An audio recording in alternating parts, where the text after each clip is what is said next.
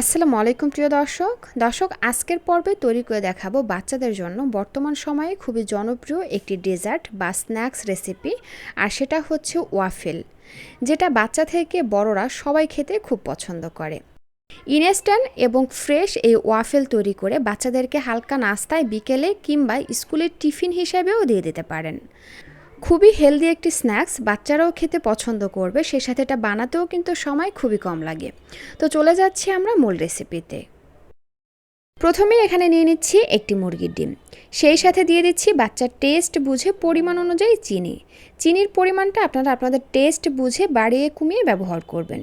এবং দিয়ে দিলাম হাফ কাপ পরিমাণে লিকুইড গরুর দুধ, 1 চিমটি লবণ, আর 1 থেকে 2 ফোঁটার মতন ভ্যানিলা এসেন্স। সেই সাথে দিয়ে দিচ্ছি এখানে 1/3 কাপ রেগুলার রান্নার তেল। এরপরে একটা হ্যান্ড উইক্সের সাহায্যে আমি এটাকে খুব ভালো করে ফেটিয়ে নিচ্ছি। আপনারা চাইলে এই সেম কাজটি কাঁটা চামচের সাহায্যেও করতে পারেন। এমনভাবে এটাকে ফেটিয়ে নিতে হবে যাতে চিনিটা খুব ভালো করে গলে যায়। যখন প্রতিটি উপকরণ খুব ভালোভাবে মিশিয়ে নেওয়া হয়ে যাবে, এই পর্যায়ে আমি এখানে দিয়ে দিব ময়দা, আর আমি এখানে প্রায় 1 কাপের একটু কম পরিমাণে ময়দা ব্যবহার করছি। সেই সাথে এখানে দিয়ে দিচ্ছি হাফ চা চামচের মতন বেকিং পাউডার। এখন আবারও হ্যান্ড উইক্সের সাহায্যে আমি খুব ভালোভাবে এগুলোকে মিশিয়ে নিব। আর এই তো আমরা সবগুলো উপকরণ খুব ভালো করে মিশিয়ে নিয়েছি, আর এটার ঘনত্ব ঠিক এরকমই রাখতে হবে। খুব বেশি পাতলাও হবে না, আবার খুব বেশি ঘনও হবে না, যেমনটা আপনারা দেখতে পাচ্ছেন।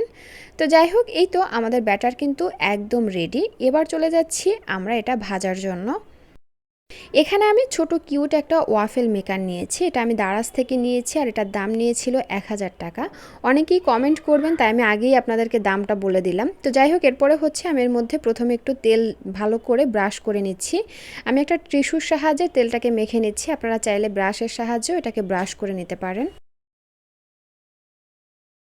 তো যাই হোক, তেল ব্রাশ করে নেওয়ার পরে আমি সুইচটা অন করে এটাকে আমি 1-1.5 মিনিটের মতন প্রথমে গরম করে নেব। যখন ভালোভাবে গরম হয়ে আসবে, এই পর্যায়ে আমি এর মধ্যে ব্যাটারটা দিয়ে দিব। এখানে অল্প অল্প ব্যাটার দিতে হবে, একসাথে অনেক বেশি ব্যাটার দেওয়া যাবে না।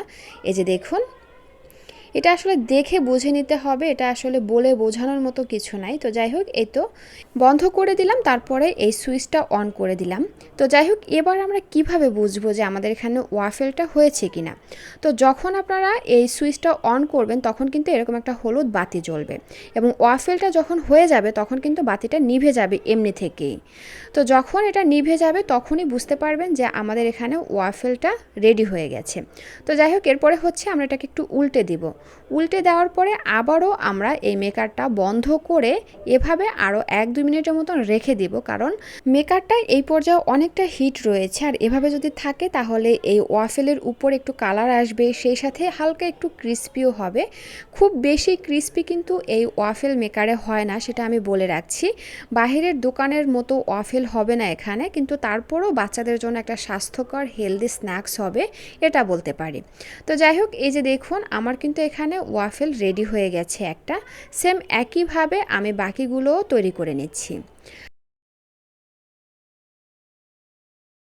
আর এই তো তৈরি হয়ে গেল বাচ্চাদের জন্য একটি হেলদি স্ন্যাক্স রেসিপি। এইভাবে আপনারা বাচ্চাদেরকে ইনস্ট্যান্ট একটা নাস্তা তৈরি করে স্কুলের টিফিনে কিংবা হালকা নাস্তায় দিতে পারেন।